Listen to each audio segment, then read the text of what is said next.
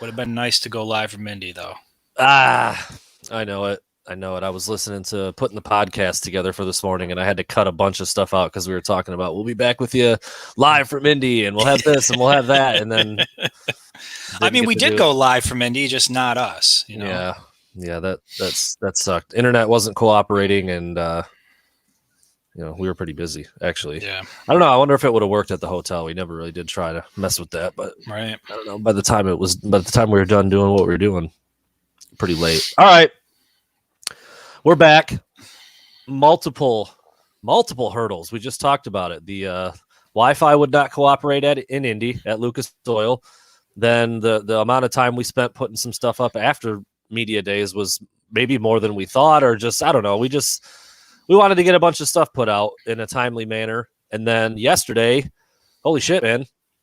You had all hell broke loose. You had quite an ordeal, man. Let down mid-Michigan, southern, all over the state, really, and you lost power for a while. Yeah, well, my favorite movie is Twister, right? So when the weather takes a turn for the worse, like I'm in my element, man. I'm out there like checking the cloud angles and the rotation and try to get a sense of where things are going. So I am that dad in the memes when the storm comes into town. I'm out there kind of, just gauging what's going on. So. We're texting last night about what's going on, and I sent this to Chris for everybody who's watching. I know the podcast listeners won't be able to hear it. Tornado sirens go off. That's exactly what it was. Every Midwestern dad everywhere standing out by the yard staring at the sky. I mean, that dude, honestly, that picture could – when I sent that picture – I sent that picture to my family's group chat, and my mom was like, "When did you take that picture of Dad?" You? Like, it literally looks like my dad, like almost to a T. Yeah. So that is funny. Well, glad everything's good. Power's back on. We're ready to roll. We're gonna jump right into it. This was a funny discussion question. You said you don't remember that I was gonna do this, but we did have a mini discussion about this while driving. Who would you rather play football for, PJ Fleck or Scott Frost? Yeah, I've had some time to let this marinate a little bit, and I'm going PJ Fleck, and I will say that neither is ideal, right? I would prefer not to play for either one of them, but if I had to choose between like high energy Chihuahua level type energy or like a dude who looks like he couldn't get out of the room fast enough and little personality, I would go with the high energy. So I'm going PJ Fleck. I'm rowing the boat. Ski Mago Gophers row the boat. That's right. We talked about Chris and I are in the process of getting some audio equipment ready so we can have some drops and some funny stuff. And I can tell you what, PJ Fleck is going to be one. This is a Michigan website broadcast podcast, but dude, he was just like a walking gimmick, dude. I mean, I mean, we talked about it quite a bit that it's not forced on his end, but like you can't help but feel a little bit like, what the hell is this guy doing? Like, this is all he does? He's just like one trope after another, one like slogan, one weird gimmick. But I'm with you. I think I would rather have that than the opposite, which was Scott Frost, who was up on he's like, I'm super excited. I'm just so excited. Like he's falling asleep while saying the word excited. I'm like, he looked like a guy that wanted to be anywhere else but Big Ten Media Days. So, and I mean, everything I've ever heard about Scott Frost is that he was such a fiery competitor as a player and that he really gets after it as a coach too. It didn't look like that at Media Day. And like, again, that's a totally different setting. And those guys, they're kind of out of their element in that setting. I mean, they're football coaches. They're not public speakers. But, when you think about that guy being up in front of your team, I feel like, some of that must come through. I mean, I don't know. Maybe I'm wrong. Maybe they're amazing in the locker room and it's a totally different feel. And if you ask the players, candidly, like, listen, I don't want you to defend your coach because he's your coach. Like, what do you really think? Maybe they would have great things to say about those guys. But I tell you what, man, up on the stage, you, me, and Josh, by the way, Josh Taubman, big shout out to Josh, student at Michigan, writer for the Michigan Daily. He's a hockey beat guy, but he's going to be helping us out this fall.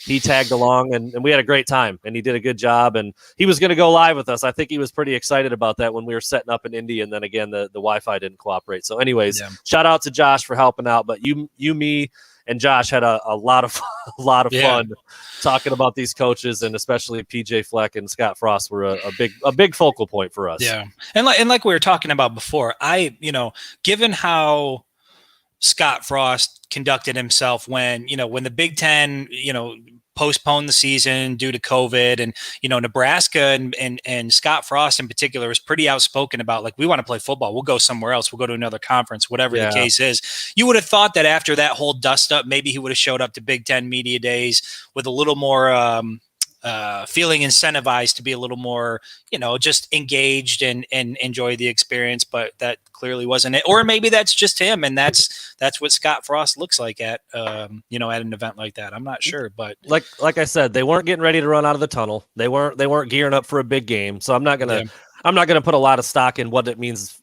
as far as like their ability to coach the game, but just personality wise, watching it from where we were, I don't know. Neither were ideal. Like you said, we'll leave it at that. All right. So that's Minnesota's coach. That's Nebraska's coach. How about Michigan's coach? How about Jim Harbaugh, man? I mean, a lot of people know where I stand on him in terms of what he's done as a coach and what Michigan's level of success has been, or, where they're at in year 7. I think he should have been removed last year. I haven't been shy about that. It's not personal. I don't dislike him as a human being. I just don't think he's been quite good enough at Michigan. The record against Ohio State, the bowl record, the culture, which we have confirmation that the culture was busted. I've been saying it for a long time. A lot of people didn't want to hear it, but it was obvious, and it was clear from what I was hearing from players on the team and other people involved that there was a culture issue. And Josh Ross and Aiden Hutchinson, they very clearly addressed it. I don't remember if Hassan Haskins got into it as much, but I know Ross did, and I know Hutchinson did. It's confirmed, without a doubt. So that's what it is. But I'm telling you what, man, and I tweeted it after we left there. I thought that was one of just Jim Harbaugh's best media appearances that he's ever had. People were like, "Well, someone must have hacked Brandon's account." He's, I'll say what I think, and that's what I thought. Does that mean they're winning every game? That's not what I'm saying. But something felt a little different, and I know you saw it. I mean, I talked to Bruce Feldman. He said he felt it. It was kind of like the buzz coming out of there that something was afoot with Jim Harbaugh and just his energy and everything about him. Yeah, I mean, well, first I just want to say go blue. And that freaking guy, that freaking guy. Jim Harbaugh was, he was in good spirits. He was glowing, I guess, if that's a word. Dude looked better. He looked healthy. Like, he looked like he just, we've seen him at different events, and especially like towards the end of last season, like we've seen him in press conferences where, he just looks like a deer in the headlights, where he stares at the camera. He doesn't know really how to answer questions. There's like long, uncomfortable pauses, and he trails off. There was none of that at Big Ten Media Days. I mean, he was sharp. He was on point.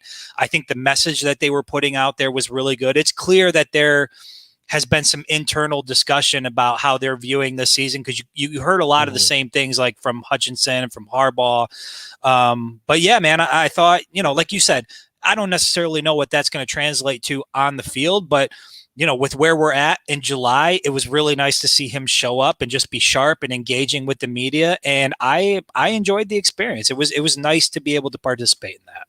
He was funny at times. Yeah. He was forthcoming with information. He said some more concrete things than I remember him doing in the past. He was very clear about Cade McNamara. Yep. He was very clear about 3 of the 5 starters along the offensive line. He was very, very clear about the running back room and the fact that we'll see Donovan Edwards. He said things like the linebackers.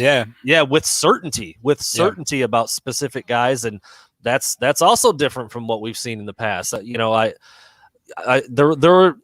It's like everything. I mean, you've learned this now, Chris, doing this job for a while. And it's like, you put something out, and no matter what it is, like, you'll have a group that loves it, you'll have a group that hates it. It's the same thing. It's just about how it's received. And some people thought that him talking about his trip with his daughter and the corn on the cob thing that he did was like, what the hell is he doing? No, beat Ohio. I'm like, dude, no, that's amazing. Like, he's in good spirits. He's, like you said, he's sharp. He's in tune. There's none of the like staring up at the sky. Like, he would do that in press conferences in the past, or he would get offended. He even kind of like took a shot at himself for getting offended about the Ohio State gap thing before. He's Yeah. like, was that you that asked that question? Yeah. And he kind of laughed it off. I mean, like, Yeah. I don't know, man. He had a different feel. He had a different vibe. He had a different energy, and it was good to see. Again, I'm still at 7-5. I'm not changing anything based on a press conference, but it was really encouraging. It gave us some really good stuff to talk about and write about. And I don't know, man. It made me feel like it put me in a better spot coming out of there than I maybe thought I was going to be in going in. And I think that's awesome. I was really happy about it. I could see it in you, man. You were teeter-tottering. We went to dinner afterwards, and you were. I don't know. I felt like you were willing. You were starting to move the needle, maybe towards 8 wins. You might get to 9, and then you came crashing back down to earth shortly thereafter. But what I will say is,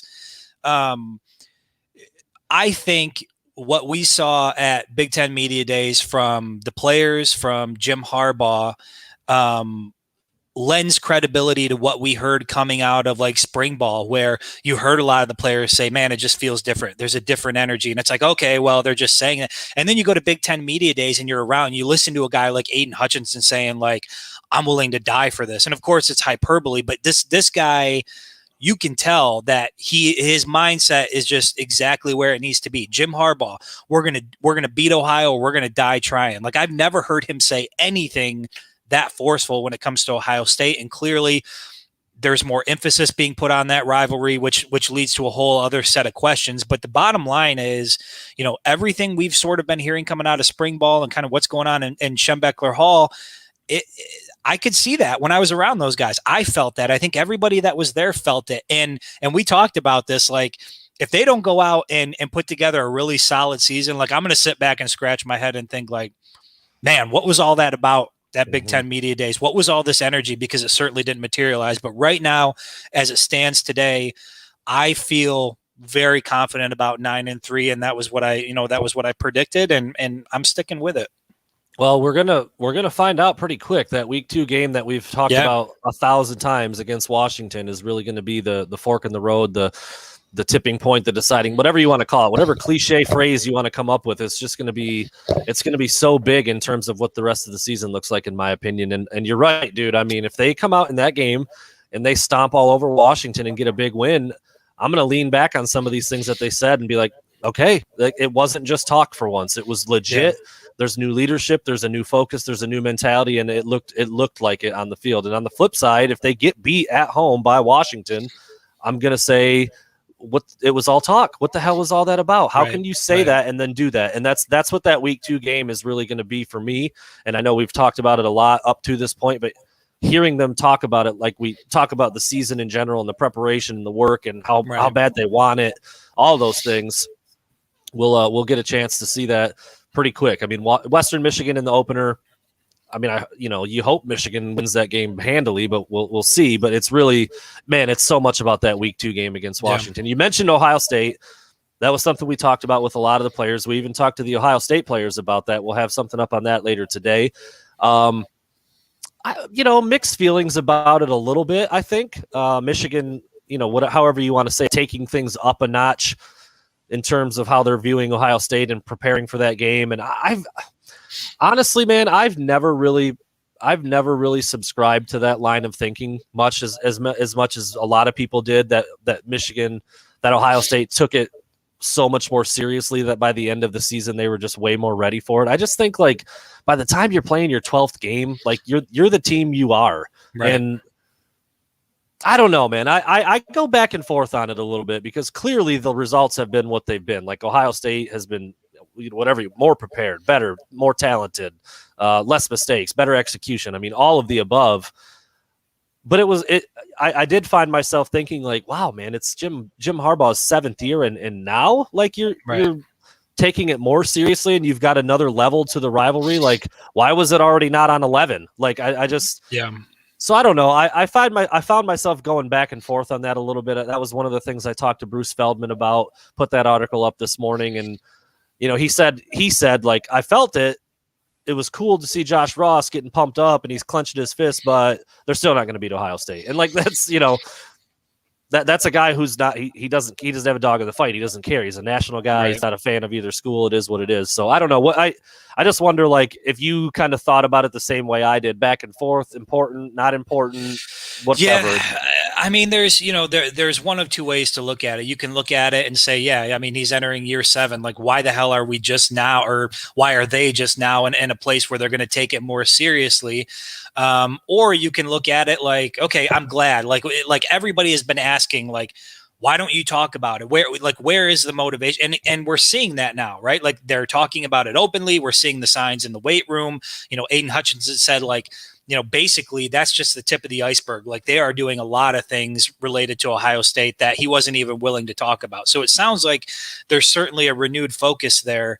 I do wonder, because Harbaugh is sort of, I don't know if you want to call it his mantra, but throughout his first 6 years in Ann Arbor, it's always been the next game is the most important game. And that's sort of been the mentality. And I think that has traditionally pissed off a lot of Michigan fans because they don't view it that way. Right.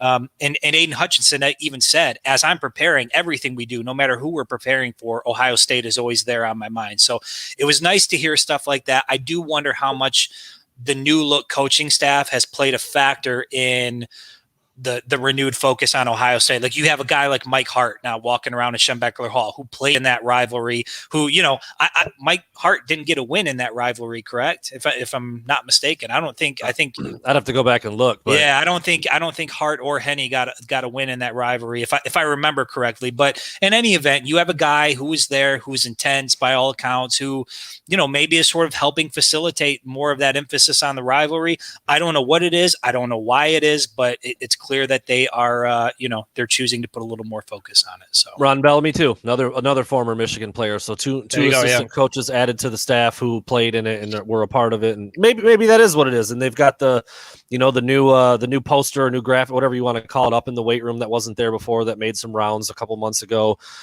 Yeah, I don't know. Like I said, back and forth. I'm not gonna put a ton of stock in what that means in terms of the performance in the game. Everybody still thinks and knows that Ohio State's the better team, more talented, and that, honestly, like, I don't remember hearing Jim Harbaugh say things about Ohio State being so good before the past either. I mean, he said, he's like, yeah, they're at the top, they're on the perch, they're the king. They're the big dog, whatever phrase he used. I know he said they're at the top. They're on, knock them off of their perch or something like that. He said. Yeah. So, I mean, you can't ignore it. You can't just dodge it and act like you don't know. Of course they know Ohio State's really good. Like, it's, of course they know that, but I don't know. Like I said, a little bit of back and forth in my own mind about whether that was a big deal or not, or if it's something like, why is this just now a thing? Because we're not there. We're not in those rooms every day. Maybe they have been, just force feeding it every single day for the last 6 seasons, and it just hasn't turned out that way on the field because Ohio State's better. I don't know, but it did seem to be a little bit more out in the open than in the past. Yeah, and it might be a combination of, like we talked about, or you talked about in the opening, that, Aiden Hutchinson, Josh Ross, but, both guys alluded to, culture issues, like things not being right in 2018 and 2019. So if you combine, maybe some culture issues, not necessarily an intense focus on Ohio State. To me, I don't think it's one thing or the other. It just sounds like, I think that in hindsight, the biggest thing that was surprising to me was like an acknowledgement that things haven't been right and that it feels like they're right now. Like that's what I gathered from Big Ten Media Days. There was an honesty about, hey, this thing hasn't been going in the right direction. We feel like it's going in the right direction now. And it's July, and they're talking about how they're preparing and thinking about Ohio State. So by the time that last week in November rolls around, there should be no question about whether or not there's been enough importance and emphasis and time put into Ohio State, because we know they're actively preparing for it now. So we'll see what happens in November. But it's you'd rather hear it than not hear it. I think that's a good place to leave it. I think you'd rather hear it than not hear it, or rather hear what they said instead of that's just another game on the schedule. And we've heard that in the past. And I'm like, what the hell are you talking about? No, it's not. Nobody else says that. Nobody else thinks that. So I'm with you. You'd rather hear it than not hear it. Well, we both talked about Aiden Hutchinson a lot. You were actually, so there were three of us there, you, myself, and Josh, and then there were three players. So Josh went with Hassan Haskins. I went with Josh Ross, and you went with Aiden, and we got some great quotes, some great sound clips, and a level of intensity that, like, I mean, like you said, he literally said, "I'm willing to die for this," because he was injured last year. I mean, the maize and blue runs through him maybe more than anybody on the roster, just given his background, his dad, his family. Every single person in that Hutchinson household is a Wolverine by not by affiliation, by official account. They all went to Michigan. They all bleed it. They all love it. And you can see it. I mean, it was palpable from him. He's beyond ready. And it's more than being ready. I mean, the kid is a beast, man. I mean, he's huge. He's athletic. He's slimmed down a little bit. He's ready to play that stand-up linebacker position. He's going to be in coverage. I mean, and like people might think that's kind of crazy, but like it's not, man. He was a phenomenal tight end in high school. He's got good hands. He's a good athlete. He knows how to play the ball. He's better in space than you'd think because of how big he is. I think he's about to blow. I think he's about to blow in 2021. I really do. It sure sounds like it. Like you said, I was standing over there listening to him talk, and there were just certain questions that he would be asked about, and he would answer them, and you could tell like a switch was flipped, and he'd get this look in his eye and this smirk on his face, like almost like this sinister smirk, like he is just chomping at the bit to get back to it. And you're right. I think he is on the verge of a monster year. And I think a lot of that is going to be due to this new defensive scheme. Now, we don't know exactly what it's going to look like, but, Aiden acknowledged he's going to be everywhere. He's going to be all over the field. That, an offense isn't necessarily going to know where he's lining up from one play to the next or one series to the next. He seems really excited about it, and listening to him talk about it got me excited about it. And I think that's been something that has also been frustrating in previous years when you look at a Don Brown defense and you look at these studs like, Kwity Paye and Aiden Hutchinson or Rashawn Gary. Like, why aren't these guys just feasting out there all the time? And maybe that defensive scheme wasn't a good fit for those guys. It seems like, and we knew about this when we were talking to players, getting ready for the NFL combine, that the guys that were going pro I don't know if wishing they could have stayed another year is a good example, but said another year in this defense and they felt like they would have ate more than they probably ever had during their time at Michigan. And so I'm excited to see it. Again, it's all talk, but these guys are being asked these questions. They have to give these answers. They don't have to give the answers that they're giving. So it seems like everybody's really high on what this defensive scheme is going to be. It's going to be dynamic. It's going to be unpredictable. And it's going to allow somebody like Aiden Hutchinson to do far more than he was able to do in years past. It's funny, the three guys you named, Kwity Paye, Rashawn Gary, Aiden Hutchinson, they all played the anchor position in Don Brown's defense, and their job was to eat blocks, set the edge, and not get beat outside and not get too far upfield, and because of the zone read stuff, because of the option stuff. I mean, that's like you're giving someone a Ferrari and telling them to go 20. I mean, in some of those cases. And so I know Rashawn Gary left Ann Arbor not super happy with how he was used and the lack of production. And we've seen it now for 2.5 years with Aiden. He was hurt last year, obviously, for most of the season, but freed now. He's freed up now, and he's going to be moving around, and you expect him to, not only rush the passer off the edge, but maybe even blitz from the second level. And you're talking about a 6'6", 270-pounder who can run. Yeah. I'm with you, man. I'm anxious. I mean, I've been saying it all off season. I'm just really anxious to see how Mike McDonald's defense looks. I'm not ready to say that he's going to be the best coordinator in football. He's never done it before. He's a young guy. He's gonna certainly have some learning experiences and some bumps in the road. But I like the idea of them being multiple and moving guys around more. I mean, when you think back to how Aiden Hutchinson and some of those other guys were used in the years past, it was like they were in one spot all game. Maybe they flip sides, but even that's not that hard to game plan for. And I know, there were some, there was the cheetah package or the NASCAR package or whatever you want to call it, where Aiden would maybe bump inside a little bit, but that's still, especially in those three guys, Kwity Paye, Rashawn Gary, Aiden Hutchinson, the size, power, speed combination that they all three had, it seemed like it was wasted. Well, even look at a guy like Josh Uche, right? I think that's another guy who either got to the combine or after he was signed. I remember there were NFL executives that said, like, how the hell did this guy not produce more at the University of Michigan, right? So how the hell was he not on the field for every play? Exactly. So I think that my hope is that we don't hear any more of those stories coming out of Ann Arbor, right? Like we want to see that production here. Like I think it's great if these NFL guys are like, man, these guys are super talented. They're going to do a lot here for the organization. That's all fine and good, but it's got to materialize here. And I'm hoping that this new defensive scheme, really does that for everybody, even for guys like Dax Hill, who, I think another guy, you talk about a guy that's primed for a big season. Everything we hear coming out of Big Ten media days and coming out of spring ball was that Dax Hill is doing things on another level. So hopefully this defense allows those guys to eat. Let's stay on the defensive side because there was one name that popped up multiple times. I think Jim Harbaugh, Aiden Hutchinson, and Josh Ross all unprompted. I say unprompted.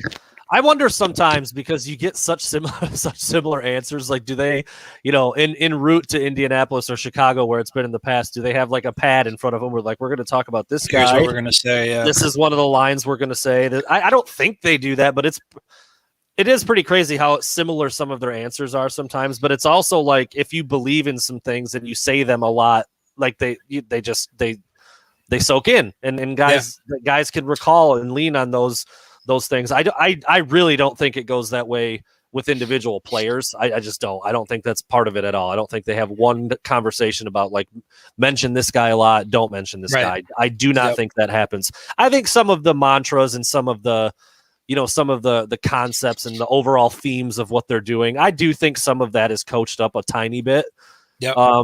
But even that's, I think if you're doing it every day, you're saying it every day, and you're hearing it every day, it's naturally going to come out when you're asked. So whatever, however it comes about, it comes about. But Mazi Smith is the name that all three of those people, Jim Harbaugh, Aiden Hutchinson, and Josh Ross, pulled almost immediately when asked, who's a surprise guy, or who's somebody on the defense, or who's this, who's that. Or I think Jim Harbaugh was maybe asked about Jordan Whitley, the transfer from Oregon State, about how he might be able to help at D tackle. And he said, yeah, but don't sleep on Mazi Smith. He came in, his body was big, thick, strong, changed his body around. This is a guy I saw multiple times in high school who he could wreck a game. He could wreck a game in high school. And then sometimes it would be like he wasn't on the field. It was kind of a really weird, the talent was clearly there, the size, the strength, all of that stuff, the athleticism. But then you'd see it kind of disappear at times in high school. So I always thought man, if that's happening in high school, I just don't know what you're going to get out of this guy in college. And what have we got? Like nothing so far. Right. 2 years in, he's barely played. But his name was brought up multiple times, and with vigor, like with energy, like people like Josh Ross was like, Mazi Smith, mark it down. Like he was adamant about it. I don't know exactly how Aiden said it, and I know Harbaugh talked about him quite a bit too. So I go back to what Aiden said. You were over there with him. Energy. What can we?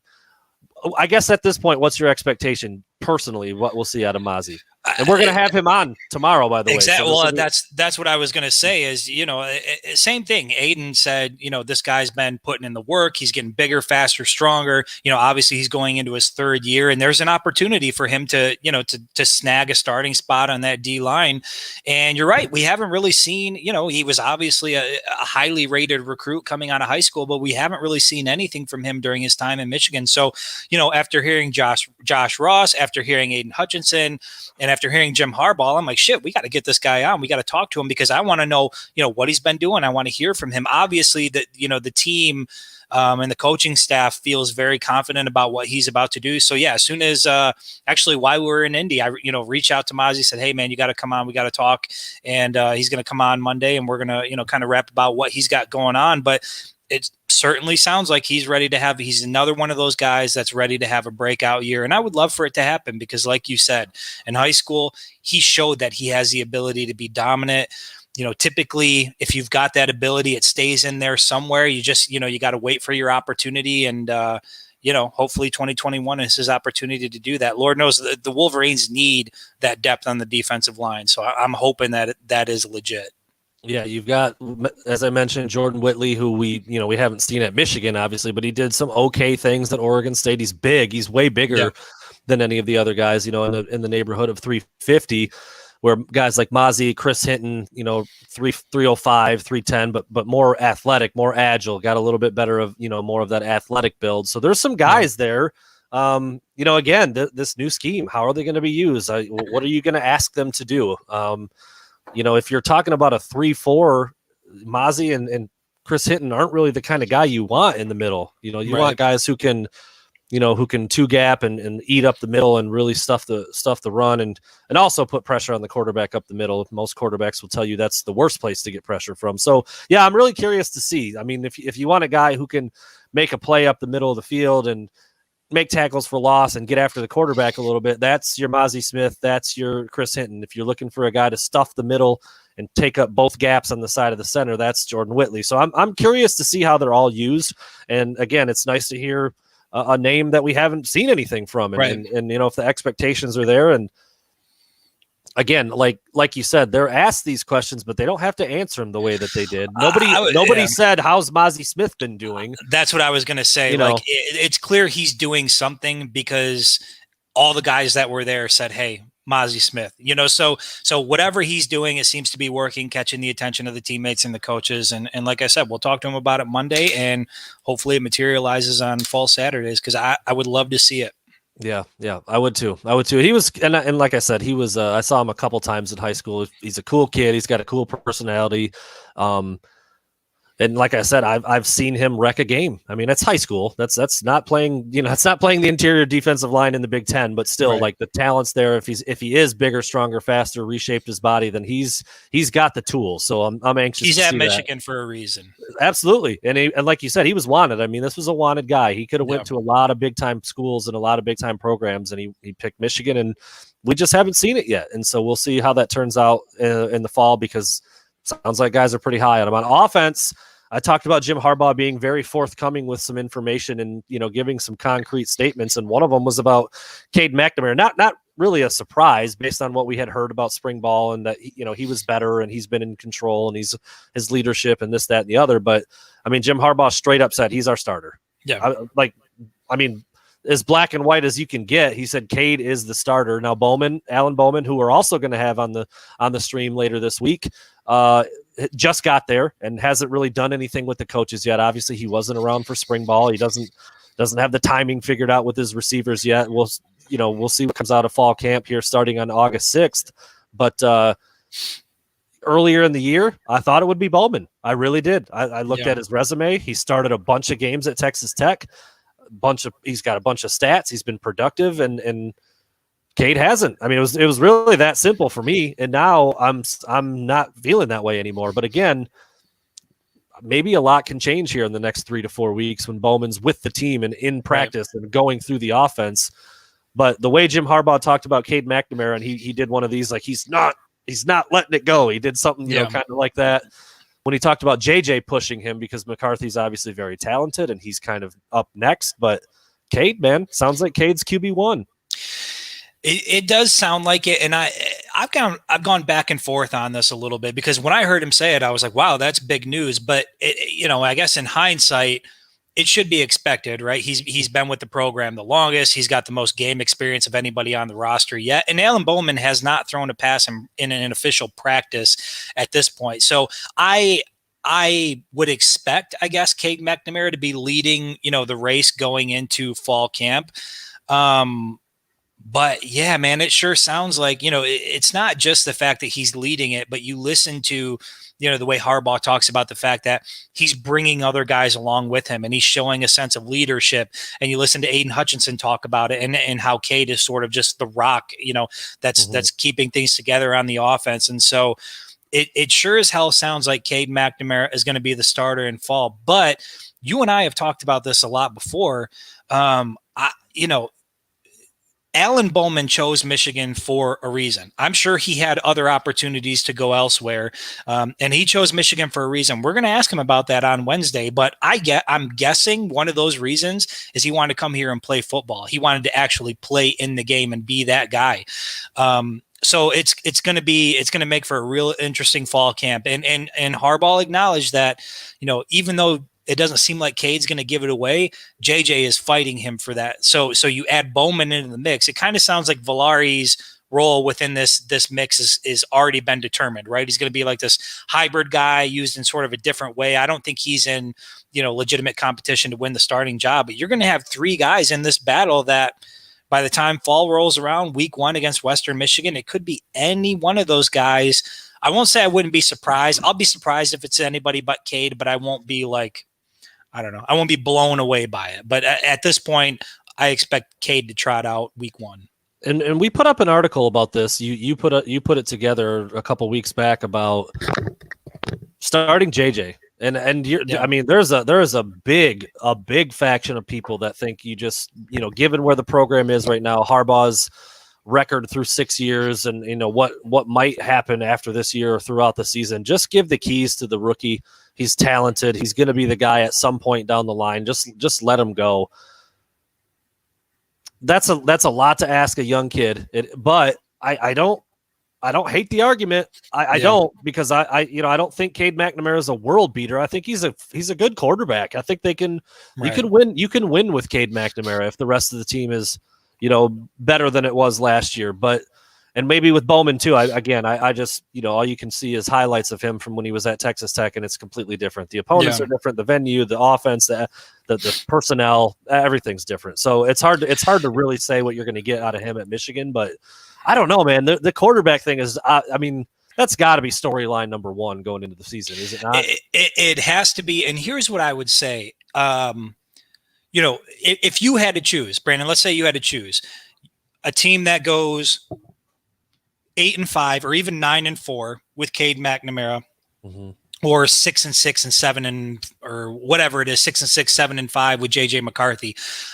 When I'm looking at those 2 seasons, I get more value out of JJ McCarthy starting than I do Cade. Like, if you're going to start a guy like Cade and you're not legitimately competing for the Big Ten championship, which I don't think they're going to do this year, then I don't place a high value on it. Like, yeah, it's a good season. Like 8-9 wins is great, but if you're not bringing home trophies, if you're not bringing home hardware, it's just a win total, and it doesn't really do much for me. So, because I don't think Michigan is in a position to legitimately capture the Big Ten title this year, I want to roll the dice on the freshmen, and I want to plan for 2022, because it's likely you're going to be sending a guy to Columbus who's a first-year starter in 2022. That's kind of how it feels to me. I don't think JJ McCarthy is going to sit for too long. You're going to have there is. Let me put it this way: out of the group that is currently there in 2021, that group will not be there in 2022. You're going to have some movement. You're going to have some guys that's just the nature of the way this thing is going to go. There's 4 quarterbacks there that want to play,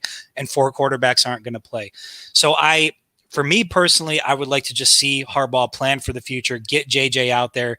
I feel like he's the guy for the future. But if they feel that strongly about Cade and they feel like he can get them to that place, that last week in November where they want to be, then, it's kind of hard not to be there. But then you've got Bowman, who hasn't even thrown a ball in practice yet. And so it sounded like in Big Ten media days that things have been decided. I don't think things are as nearly decided as, it seemed at Big Ten media days. It is a tough idea, because I think and let's talk about this too, right? You and I have talked about this offline, but given the fact that Jim Harbaugh has really lived and died on transfer quarterbacks, Jake Rudock, Shea Patterson, even John O'Korn was in there. Like, those guys were sort of running the show.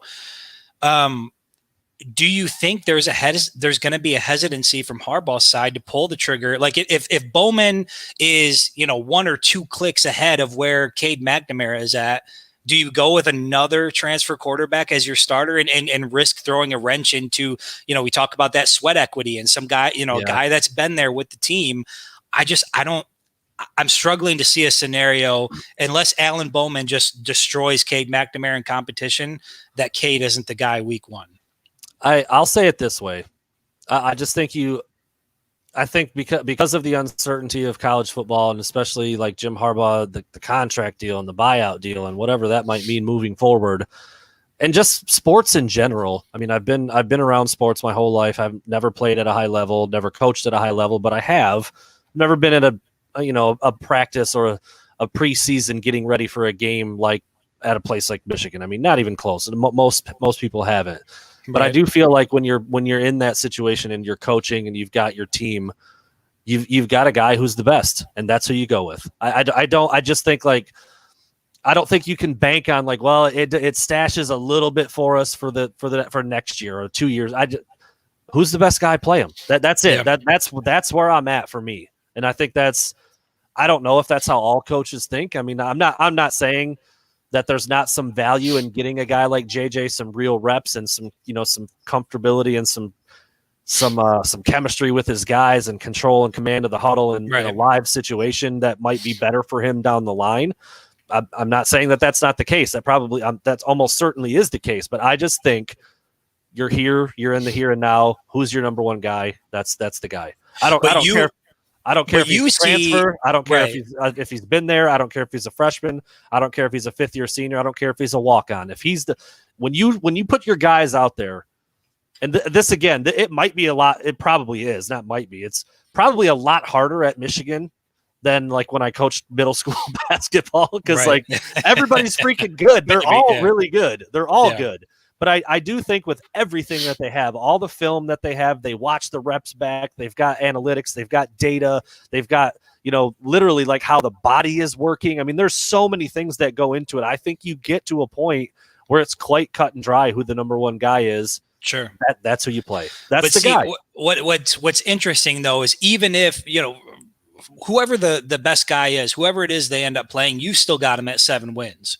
Right. So even if playing and that's where I'm coming from, if playing the top guy still means 7 wins, then I want to play the future guy. And I'm okay with 5 or 6 wins if I'm planning for the future. Let me back that up. I guess I answered that incorrectly and maybe I just didn't. I don't think they're better than 7 wins with anybody. I think they could be worse with maybe with a JJ who's not even close to ready and turns the ball over and is not moving the ball like Cade McNamara. Yeah. I just think that 7 is the cap. I don't think any of them are good enough to blow that cap. And that's what I'm saying. So like if they're not going to clip 7 wins, then to me it's like, all right, man, let's get the dude out there so that in 2022 we are returning JJ McCarthy with a year of starting under his belt. But that's just it. A 5-7 2021 with JJ McCarthy and Harbaugh is probably in California sipping a Mai Tai next Saturday. And I wrote an article about this. To me, that's the insurance policy. Because it would be the new guy. I think everybody in the fan base in general would swallow a shitty season a lot easier if a true freshman JJ McCarthy was out there, because that you're building for the future. If you've got a Cade McNamara out there leading you to 7 wins, you're going to have a lot of pissed off people. So you might actually be in a better spot at 5 wins with JJ than you would be at 7 wins with Cade. Tell me this isn't the best storyline going into the season. It absolutely is, because I think even if we're in slight disagreement on like what's better, what's smarter, what makes more, like they're all valid. They're all like, well, everything you said, I was like, well, yeah, that's probably a strong, I don't know if I'd do that, but I get it. I do get it. And the idea of how playing a different guy gets you a little bit more of a leash. Like it seems like off to me. Like internally, I just think like, no, if you win as many as you can, even if it is only 7, you better go get those freaking 7. But you look at the comments, you look at the people on social media.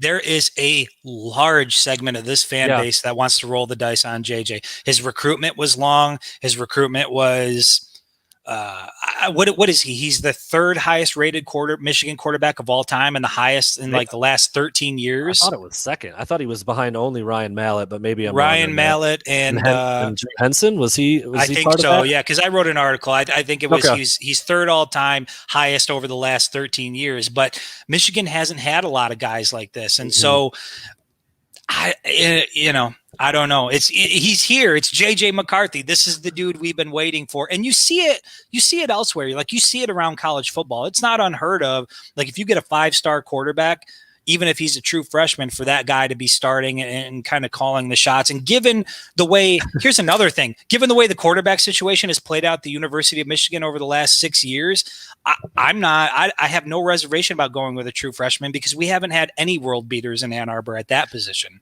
I want to throw up this comment real quick. How can anyone on the outside make an intelligent decision on the? I don't think we ever used the word intelligent. I'm just some guy talking. We're just talking sports. It's like, instead of us sitting in our living room talking about it amongst ourselves, we're talking about it with you. But no, I get it. We're not in practice. Yeah. We're not seeing, but like I said, they are, and they have all those numbers. They have the analytics. They have the data. They have the film. They have the the percentages, the completion percentages, how many turnovers, how many they have it all. I mean, like the way that college football works now with analytics and numbers is really pretty crazy. It's not like, well, JJ had a pretty good day today, let's give him a shot. That's you know, this isn't Newt Rockney back in the day. Like, give him a shot, give the young guy a shot. Like, there's a lot that goes into it. That's why there's 50 analysts working for every big time team, and you've got every resource possible. So that's why I said, like, I feel like you could get to a point where you have a clear-cut number one guy and you play him. And that's just how I would make my decision. But look, I think there is a higher ceiling with JJ. I think he is the guy down the road. So those arguments they're right there. They're right there for me. Yeah. I just really think, like, especially given this situation, Harbaugh needs every win he can get. And I know what you're saying, and I hear you, and I don't discount it that maybe the fans would be like, well, he did start Harbaugh could play Mozzie Smith at quarterback, and some people would be like, I like the decision. I like what Jim Harbaugh's doing. He's thinking there will be some people that will like whatever Jim Harbaugh does. I mean, so like, but you have to. I do think at the end of the day, like, you're trying to win games right now, and this isn't a rebuild. This isn't a new coach figuring stuff out in year one, trying to set some things for the future. Like, it's year 7. Like, you know where I stand with that. I mean, you're in the same boat with me, at least in terms of what Harbaugh's done and what he needs to do moving forward to keep his job. I think. I mean, I think we're pretty aligned with that, but I don't know, man. You could go back and forth on this one all day. See, all but day. This is why it's easier for guys like us on the outside to sort of speculate and talk about this stuff. You know, we're not getting paid the money to make these decisions, but from the outside looking in, you know, I think some of this stuff makes sense. And you can say, you know, you start the best guy for the job who's going to get you the most wins that year. But I just look at this as a program they're building something for the future. Like, I don't think it's going to happen in 2021. And I want them to be best positioned for 2022 as they possibly can. And to me, that means JJ. But at the end of the day, whoever they roll the dice with and whoever, you know, Harbaugh pulls the trigger on, I'm obviously going to be pulling for that guy, and I want that guy to succeed. But I mean, think back. When is the last time you saw like a baller at the quarterback position at Michigan? Denard Robinson's the last guy I can think of. I mean, a guy who could like take the game over. You know, that wasn't Rudock, that wasn't Patterson, that wasn't Peters, it wasn't O'Korn, it wasn't any of those guys. It wasn't Spate. So we haven't had that in a long time, man. And if Cade isn't that guy, then I want to just keep working until we find it. Just got to take a quick shot at a guy here, Michael. I'm sorry. I appreciate you listening. Appreciate the comment. But said Cade reminds him of Drew Brees. Gets the job done. Not going to put up 400 yards and 5 touchdowns, but moves the ball. Yeah, Drew Brees leads the NFL all time in passing yards with 80,000. So I'm not really sure that's the best comparison. But we're basing that off of like a game against Rutgers and we looked at the numbers when we were back from Big Ten Media Days. You know, that second week after after Cade earned the starting spot from Joe Milton, based on what he did against Rutgers, you know, Cade came out the following week against Penn State. And before he got injured, you know, he was sitting, I think it was 12 for 25 passing for 92 yards, no touchdowns. Not good, man.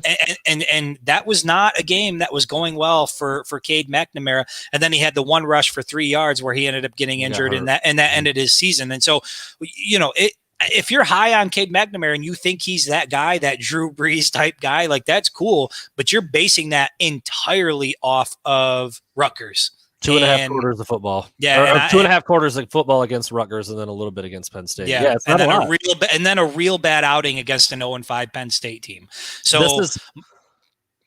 go ahead. I was going to say, there's another comment here of kind of where my mind was, and I didn't think about it exactly this way, but I think it's important and worth putting up. You start the best player for the opener, cannot send a message out of the gate that you're preparing for the future. And there's some validity to that. I mean, if you're kind of like, you know, the players they know who should be playing, and you're going to have a hard time explaining to them, like, we might not win right now, but we're going to get like that.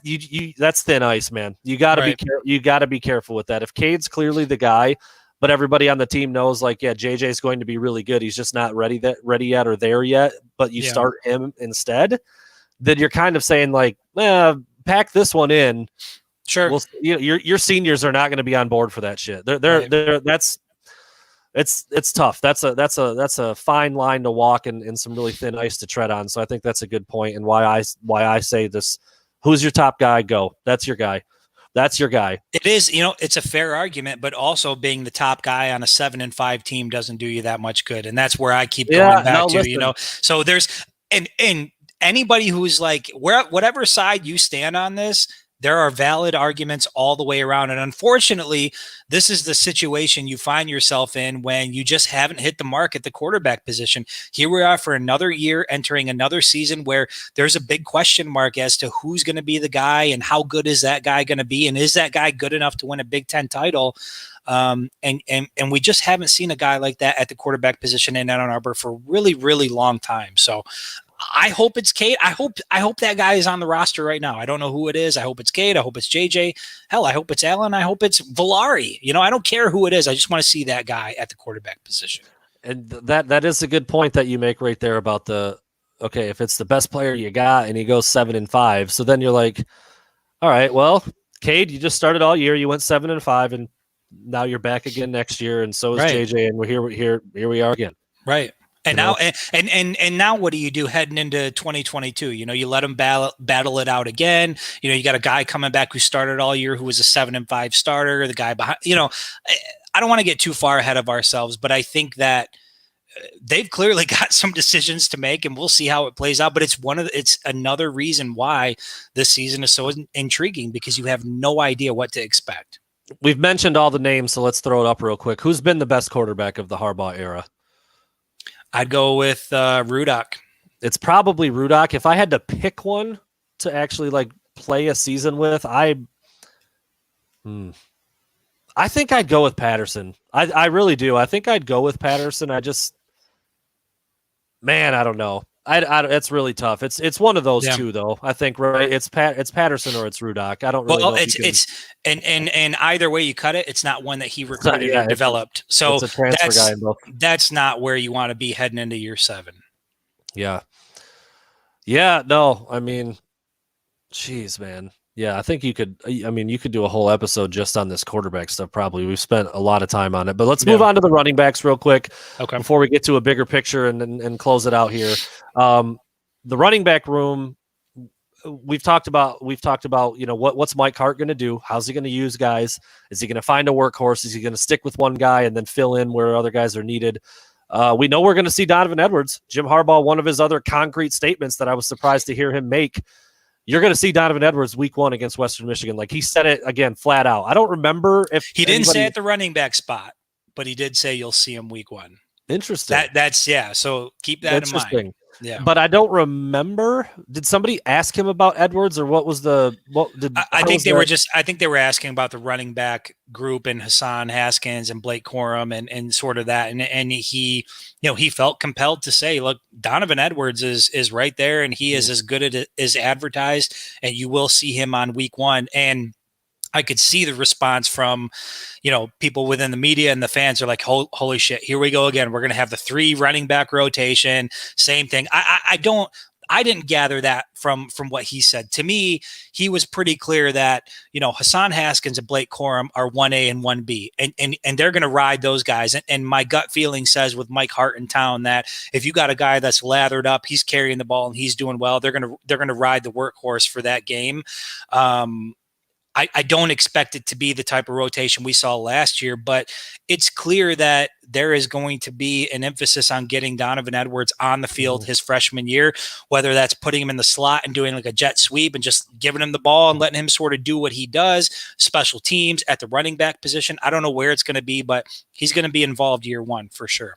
Catches the ball really well out of the backfield too, or did in high school. So it wouldn't be nothing to line him up there and flare him out. Now you've got a bubble screen scenario or a crosser or whatever. However you want to get him in space and get him the ball, that's what you do, because he's really talented and he's really fast. So I'd be curious to see if he's as fast as Blake Corum, because that dude could go, and we saw it last year. A couple times he'd get the ball out in space. Right off the rip. First touch he had against Minnesota, you were like, damn. Shot out of a cannon. Then I referenced the play where he got the corner against Michigan State a lot. Yep. I'm thinking he's the only back on the roster who can do that. Well, Donovan Edwards can do that too. I'm really curious to see how they kind of look, on the field together. Not at the same time, but just who's got the explosiveness. I think they both do, but it'll be interesting to see how Edwards looks at this level, because he was dynamic as a high schooler. I mean, like video game numbers en route to a state championship last year. He's the type of talent you have to have him on the field. You got to find a way to just get the ball in his hands. It doesn't have to be complicated. He's one of those athletes where you can literally just turn around, give him the ball, and just let him do what he does. So I don't know if that's on special teams. Like I said, I don't know where he's going to line up, but it's clear that he's shown enough at this point that they feel that he's got to be on the field somehow, some way. Yeah, so that room is loaded, and we've talked about Mike Hart. Mike Hart is an established guy. He's got a way of doing his own thing. I really hope that he gets to. I hope Jim Harbaugh doesn't meddle too much. I've heard a little bit about that in terms of what he likes to do with that position, and maybe it was more Jim Harbaugh than Jay Harbaugh over the last couple of years when it comes to the rotation and how guys seemingly disappear or not even used for big chunks of time. Out of the gate, Zach Charbonnet carries the ball 30 plus times, and then for a while you don't see him, and we don't know is he injured, is he not? Like, why is he not playing? And then last year he's not used very much, and now he's gone. It's like, okay, that's really strange. And then the Hassan Haskins amazing drive against Penn State, I think it was Penn State, 65 yards and a score on one drive, and then literally doesn't play for 2 quarters. It's like, what the hell is going on? Like, how did that happen? And you get a running back like Chris Evans. Where did he get drafted? What round? It was pretty late, I think 5th or 6th, maybe to the. But he got drafted. He got drafted and did nothing. And I'm not. That's not a knock against him. He wasn't on the field enough to me, that wasn't an NFL draft pick. But those guys saw him and they're like, shit, this guy can run the ball. So he went down to the Senior Bowl and was like, guys couldn't guard him in space, and he was making people miss, and he's he looks like a damn superhero, and you're like, oh, we can use a guy like that, and So you're hoping, obviously, that given all the talent they have in that room, that they finally find a way to utilize it. And I think that that's been the issue for Harbaugh and his coaching staffs throughout his entire tenure. It's not, and we've talked about it a lot, it's not a lack of talent, but how do you utilize these guys? Are you getting the most out of these guys? And I think if you were to ask people, to sort of reflect on the last 6 years, like, does Michigan traditionally maximize talent or not? They don't. Talent is not an issue at Michigan. It's coaching, development, and utilization.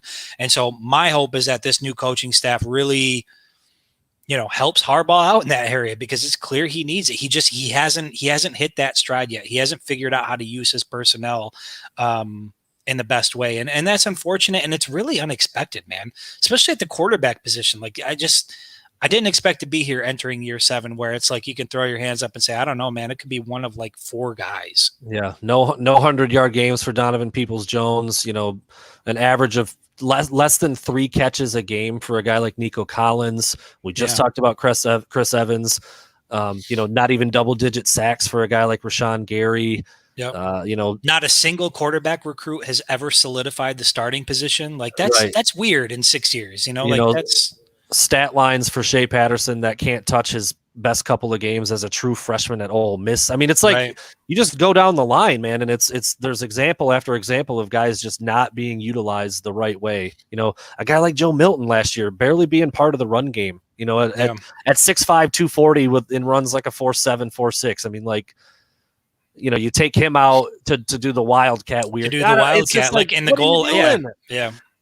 So that's been a thing. And so now you've got Josh Gaddis in year 3. You've got Sharon Moore helping out with the play calling. You've got a new running back coach in Mike Hart. You've got, you've got some different kinds of guys at wide receiver kind of coming into their own in year 2 and 3 for most of them. And we'll see. But I think what the key difference is, like, when it comes to the quarterbacks, there's a lot of unknowns there. With that running back room, that's about as solid of a position group as they have. So people should feel very confident about the talent that's there. The biggest question mark now is, how are you going to use them? Like, we know we've got guys that can do it and get the job done. That's a totally different animal than some of the other stuff we're seeing at some of these other position groups, for sure. They're loaded there. Finishing up, the biggest elephant in the room over the last day or two, the conference realignment. And right out of the gate, I will say I am nowhere near an expert on this, and I'm learning it I'm pretty much as much as everybody else is as we go. I think that's probably everybody right now. You're hearing things trickle out. This team here, this team there. Michigan's talking to them. This team's going here. You hear Penn State to the ACC. Maybe you hear Iowa State looking at the Big Ten. You hear obviously Oklahoma, Texas to the SEC is what kind of got this whole ball rolling, and that seems like a done deal. Yeah. I mean, at this point, I know nothing's been officially announced, and it wouldn't happen for a couple of years, but. I don't know. I just find myself thinking like, what is this all going to look like? I don't think I really get too hung up on like where the teams are. I know some people really hate the idea of conference expansion or realignment or changing teams or this team going here, this team going there. Like it seems a little weird, but at the end of the day, I don't know. I don't really have like hard feelings about like, oh, that sucks. That's the worst. Why? I don't know. Yeah. I just don't really get that hung up in it. I think at the end of the day, you'll have teams where they're supposed to be, let's be honest. The biggest reason's money. That's what a lot of it comes down to. And, at the end of the day, you hope you get good games and you hope some of the rivalries are protected and you hope it turns into good football. But I don't really know if like what conference you're in affects that all that much. Am I just like, do I just not care enough? I don't know. That's where I see some people get so heated and I'm just like, I don't know. I don't have that in me. I don't think when it comes to the conference stuff. Yeah. I mean, there's certain games, obviously, like, when you talk about Penn State, maybe going to the ACC, like that would bum me out. Like I want Penn State and Michigan State and Ohio State and Wisconsin. Like I want those programs in the same conference, but I think it does speak to the fact that, college football and college athletics in general is changing. And I think if you could hop in a time machine and go 5 years into the future and turn around and look at college football and see what it's become or college athletics in general, like there are some, it's almost going to be unrecognizable, right? The product that we have now versus what it's going to be 5 or 10 years from now. But you're right. Like all of it seems pretty preliminary outside of the fact that Oklahoma and Texas are definitely leaving the Big 12. And it sure as hell sounds like the Big 12 is essentially going to dissolve. Because I saw, I can't remember what the team, there were a couple programs that were looking, inquiring about joining the Big 12 and they were not like noteworthy. Like I can't remember what they were, but they weren't like big players. So it seems to me like the Big 12 is going away. I don't know what's going on with the Pac-12. Obviously, the Big 10 is in discussions with certain programs, and the SEC is really driving the bus on this thing. I don't know, man. It's crazy. Like the potential movement and some of the things. Like there was even a report that came out that said the SEC was, actively pursuing, Ohio State and Michigan and trying to create like I think it was a 20-team super conference or something like that. So who knows where this thing is ultimately going to end up? But as long as we can keep some of those traditional rivalries within the same conference, I'm okay with whatever the movement is. It's not like the University of Michigan is going to pack up and move to another part of the country. Like everybody's going to be where they're at. But I do think it really speaks to just there is a big change coming to college athletics with the NIL stuff. And now you look at the conference realignment, and this is going to be an entirely different product, 5 to 10 years from now. And it's exciting. I would say if Michigan wasn't in the Big Ten, that would just be weird as hell. I don't think I would be like mad about it or like get heated or make a huge argument. Yeah. It would just be weird. It would, referring to them as an SEC team, or if they change the name of it, or if it is a big mega conference or something. I was going to say, like, I've even seen like the names of the conferences changing. I've seen people putting out reports like, oh, these people are, now you're in the black division or the gray division or whatever this is. Like that to me is the weirdest thing. Like, you're so used to Pac-12, Big Ten, SEC, ACC. I still say Pac-10 once in a blue moon. Like, sorry, Pac-12. Did I say Pac-10? No. I'm saying like right. You said you get so used to it. I'm like, I still am a little not used to it. Like Pac-10 slips out once in a while, but no, you're right. It's the naming, the branding, how it looks, and it's a little strange. But that's about as deep as it goes for me. But I've seen some people on Twitter and different places that are like acting like someone's taking their kid. I'm like, dude, it's not that big of a deal, really. But it would be weird. There's still going to be football on Saturdays. You're still going to go to the big house, watch Michigan compete. And like I said, as long as those, the Penn State, the Michigan State, Wisconsin, Ohio State, like as long as those rivalries are still there, like I'm good with whatever happens. Yeah, that's kind of where I am too. If obviously Michigan moving to a new conference and having that would be the weirdest for obvious reasons. It's what I grew up on. It's what we cover. It's everything about what I do right now. But I still wouldn't be like mad or upset. It would just be really strange. It's like, it's like anytime something changes. I mean, how long does it take you to write the correct freaking year on your papers after New Year's? It's leaders and legends division, right? Yeah, that was around for like a Michigan and Ohio State weren't even in the same division at that point. So we've gone through this a little bit before, and we'll see where it goes. But it sounds like even what I was reading, we were talking about this before we hopped on, that even Texas and Oklahoma, to my understanding, even though it might become official before then, like it wouldn't actually change until 2026, I believe. So there's still some time. Like there's legislation that has to be passed. Like I think that there's a lot of red tape that people have to go through, but it certainly sounds like at least the decision for Texas and Oklahoma has been made that they're leaving. Now it's just a matter of doing what is appropriate and going through all the legalities to make that happen. There you have it. We'll finish with a question or two. We kind of answered some as we were going here, but they're basically one of the only position groups we didn't get to. And honestly, it didn't really come up a whole lot in Indy. I mean, like I think over the course of the day, just about everything was talked about. Tight end might not have been mentioned at all. We talked about that after we left. I was going to ask a question about Eric All, and he's mentioned to us that he might be interested in coming on the pod with us. So we'll look at that a little bit here over the next couple of weeks before as fall camp gets going. But the receiver room, just thoughts on it. Good, not great. Really intriguing. A lot of speed. A couple different kinds of guys. You throw Dalen Baldwin in the mix, the transfer from where did he come from? His last school was it Morgan State? I don't think it was Morgan State. No, I think he was there, and then he went somewhere else, and now he's at Michigan. Anyway, Southfield kid from the area. So he's a bigger body. You've got Cornelius Johnson, a bigger body. You've got Ronnie Bell, who everybody knows Ronnie Bell, what you're going to get out of him at this point.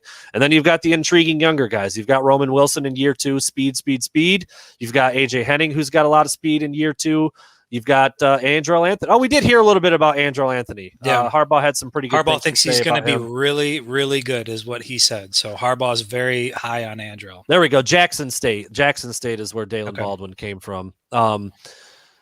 And then you've got Christian Dixon, who got a little bit of a mention as well. I mean, it's an intriguing group. It's a talented group. Like I said, you've got some speed. Mike Sainristil, can't leave him out. I think he's poised to be. I think Harbaugh did say those would be his 3 guys, right? He said Cornelius Johnson, Mikey Sainristil, and obviously Ronnie Bell would, if they were playing tomorrow, those would be the first 3 receivers on the field. But I think you're going to see a lot of Roman Wilson. I think you're going to see a lot of AJ Henning. Curious to see if Dalen Baldwin is valuable for the team in his transfer season. So feels a lot like a lot of the other groups. There's talented guys there on paper. You hope that they can step up, but we got to wait and see a little bit on a few of them. I mean, I got a lot of confidence in the athletic ability of AJ Henning and Roman Wilson, but they haven't done a lot yet. Their true freshman season was only 6 games long, and they touched the ball 5 or 6 times. That was it. So and if you look at, and that goes back to like the quarterback position, like you haven't really seen. That is another long running theme. Like you talk about a guy like Nico Collins, Donovan Peoples-Jones, Tariq Black. What is the last Michigan wide receiver you saw utilized, to their full potential?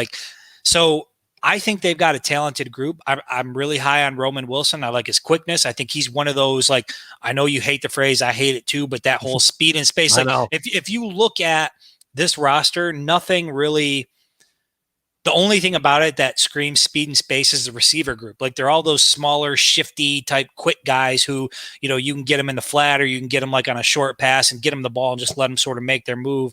Now, Cornelius Johnson's obviously your deep threat. And Ronnie Bell is the veteran who can pretty much do anything on the field. But, they just haven't had a quarterback who can help them get to the next level and make them better. So I really think I like a lot of what's going on in the running back or the wide receiver room, but the quarterback's got to get them the ball and they've got to figure it out. And we just haven't seen that throughout the Harbaugh tenure yet. Wide receivers like Michigan has can be weapons if schemed correctly and if thrown to in the right way. And it's like they're so dependent on everything else. I mean, like every position's kind of like that, but I feel like receiver is like you got to scheme them open and you got to get them the ball. They're so dependent on what everything else is going on. Like running backs kind of that way too. You got to have O-line, got to have good play calling, but like you can't even get like a receiver can't even get the ball unless they're schemed open or they're just phenomenal at route running and know getting a release or whatever. So it's just one of those positions where like I'm with you. We haven't seen a lot of production there from some of the most talented guys on the team. I mean, like literally when Michigan had Donovan Peoples-Jones, Tariq Black, and Nico Collins, there was like a thought that was like maybe the best wide receiver group in the country outside of Alabama. Yeah. And it just never even got close to producing that way. And so, obviously Tariq Black was hurt and it just didn't turn into much. And, Donovan Peoples-Jones looks like a steal for the Browns as a 6th rounder. And he's already had a game in the NFL with more receiving yards than he ever had at Michigan. It's just like, what the hell, man? How does that happen? They've got enough talent in that group to be great. The question is whether or not they'll be utilized the right way. And if they've got a quarterback on that roster that can get them the ball and help them, be the best that they can be on the field. But talent wise, I like that group. I think it's a really solid group that they have. If you put, I mean, they've got 6 guys I feel like we know a decent amount about. I mean, they haven't produced a lot, but like, receivers are, they don't touch the ball 20 times a game. You get if you get a receiver the ball 6-8 times, that's a really good game. So we've seen a little bit out of some of those guys, not much out of the speedier duo of Roman Wilson and AJ Henning, but you saw some flashes. I mean, what they can do based on their athleticism. Sainristil, I think, is going to have to step up. Like before, when Giles Jackson was still on the roster, kind of felt like you had 2 of those guys. Like it's like Sainristil or Jackson. Who's going to play? Who needs more reps? Who's going to be in there? Well, now you've only got 1, so you expect Mikey Sainristil to get a bigger role this year and make some plays. Think you know what you're going to get out of or Ronnie even Bell. Or even AJ Henning to step into that role. Like to me, AJ Henning and Sainristil are kind of like they're in a similar boat. Like I think one of those 2 guys is going to be the replacement for Giles Jackson, who, by the way, extremely talented, didn't really do a lot while he was here. Not on Giles. I don't put that necessarily on him, but I don't think we saw nearly what he's fully capable of. And I'm sure as hell hoping we don't see it week 2. I was going to say, we might still. I'm sure he's going to want to. And I that's funny that you mentioned that. I wonder how much coaches they're like, Jimmy Lake and his offensive coordinator and receiver coach at Washington. And they're like, let's show them that they screwed up and that this guy's a weapon. And he's talented. There's no doubt about it. He's fast. He's talented. He's shifty. Yeah, that's going to be an interesting storyline, little mini storyline. Obviously, there's a lot more going on in that one than just how Giles Jackson does, but I'm sure a lot of Michigan fans will be watching that. So there we go, man. A lot of topics we covered. Finally got a chance to sit down and talk media days. I feel good about that. We got a little bit more content coming out of there today. Just want to say go blue. For anybody who doesn't know what Chris is doing there was a dude there. Yeah, they probably do. There was a dude at the media days that was, he might as well have had a Mason Blue foam finger on while he was asking questions. like he ripped off his winged helmet and was like, "Jim, I love you." And then he would ask his question. I don't know, man. Like Chris and I have not hid the fact that we grew up Michigan fans and we still are and we want them to win. But like, dude, when you're at a press conference, you don't go up there acting like you're part of the team and cheering for them and rah, rah. That's just not the move. But it was funny. It was funny and it created it created a good drop in the future for us. We really hope to have that audio thing figured out maybe within the next week or so where we can, instead of us having to do it and then explain it because then it's not funny, we could just hit the button and it'll fly through. So we're going to try to get that squared away. But no, I was going to say, I saw some people on Twitter and around different places, talking about that dude that acted like that. And like, what's the big deal? He likes Michigan. He's there. He's like, I've seen people get kicked out of the press box before for less than that. Yeah. I don't know. There's like there's like I don't even know if it's unwritten. I mean, before every Michigan game, they announce in the press box, this is a working press box. You are not to cheer. You are not to clap. You are not to get animated or excited. Like, that's not what you're there for. Like, right. When I'm watching Michigan from the press box, I want them to win every game. But I don't express that. It's just not what that setting is for. It's just kind of one of those, you can call it dumb if you want to, but it's one of those old unwritten type of rule things that when you're a member of the media, that's just not what you do. So I don't know. I'm not like, I don't hate that guy, but it was just funny. It was like, dude, what are you doing? I think it's hilarious. I love it. What are you doing, bro? It. So just so anyway, people know before we hop off. So obviously next week is going to be a huge week for us live on the podcast. Monday, we've got Mazi Smith coming on. I'm really excited to talk to him based on everything we heard coming out of Big Ten Media Days. It sounds like he's going to be somebody who is a critical part of what's going on in that defensive line. And then Wednesday, we bring on Alan Bowman. And I think this might be the first interview Bowman's going to do. And Michigan fans don't really know much about this guy. And so, it's going to be great to have the opportunity to sit down, talk with him a little bit and kind of get a sense of where his head is at, coming into this year for Michigan. And then finally, we close out the week with, Blake Corum, who I've not shied away from it. I'm very high on. I think that this dude is going to show out in 2021. I think that he is going to be the workhorse in that running back room. And so we've got a really solid lineup coming up this week, man. I'm excited to talk to all these guys because I think each and every one of them are very, very intriguing. Like their story sure. and where they're sort of at heading into this season. It's very intriguing. I don't know if I ever actually said it when we were talking about the running back room in Blake Corum, but Jim Harbaugh called Blake Corum and Hassan Haskins like running back 1-1. He said like 1-1, yeah. They're both starters. So we anticipate a big year out of Corum and that he's going to play a lot, and hopefully we'll get some good stuff from him when we talk to him, and he might be back frequently. We're kind Fingers of crossed, yeah. figuring that out a little bit. Just some more stuff for you guys to be thinking about and looking forward to. We're going to we are going to have a recurring guest throughout the season. We're just trying to zero in on who that might be and who would do a good job with it, who we would enjoy having, who would bring the best information, who's good at interviews. I mean, that's part of it. Like, not every guy can sit up here and talk for 30 minutes. I mean, so we've got to kind of figure that out a little bit. And that's not only are these appearances that we're getting right now cool. I mean, it's great. It's awesome to talk to these guys. I'm sure you guys would all rather hear them than us. But it's also kind of like, figuring out like, okay, who's good to have, who would be a good guest, who can we bring back over and over. And honestly, I'm super excited for the guys, man, with this NIL stuff, that they can earn a little money, that they can get a platform to talk about whatever they want. And they've been like all about it. I've been so excited, man, that they've been open to it and eager to join us and talk about whatever they might want to talk about. And we'll get into that, I'm sure, more as the weeks move on. And shoot, we're 12 days from camp. I was going to say, and as a side note, I'm already working on guests for the following week after next week. And so it's not, we're going to, as Brandon said, continue to try to do this because obviously I think people out there would rather hear Michigan football players talk about things than listen to us two yahoos talk about it. We're kind of making a joke about that, but it's absolutely true too, because in the years past, we didn't get anything. We didn't get any availability during this time. And it was limited, and during the season, it's like, we get to talk to some players, but it's one player surrounded by 40 media people, and they're just trying to get out of there.